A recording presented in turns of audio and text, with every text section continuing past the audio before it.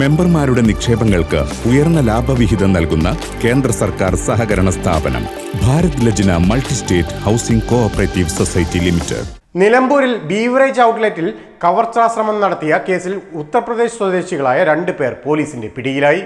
സാദിഖ്, മുഹമ്മദ് അനസ് തുടങ്ങിയവരെയാണ് അറസ്റ്റ് ചെയ്തത്. കഴിഞ്ഞ നവംബർ 9 പുലർച്ചെയാണ് ടൗണിലെ ബിവറേജസ് ഔട്ട്ലെറ്റിൽ ഇവർ കവർച്ചയ്ക്ക് ശ്രമിച്ചത്.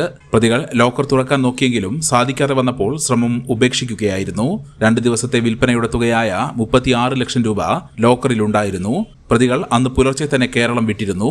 നേരത്തെ ജോലി ചെയ്തിരുന്ന കോതമംഗലത്തെ ഫർണിച്ചർ ഷോപ്പിലേക്ക് തന്ത്രപരമായി എത്തിച്ചാണ് പോലീസ് ഇവരെ അറസ്റ്റ് ചെയ്തത്.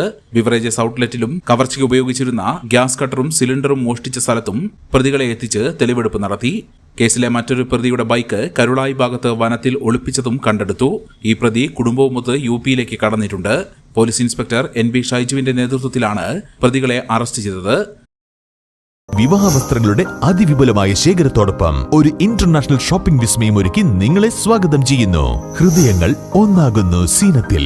Zeenath silks and sarees, metro plaza, Kottakkal.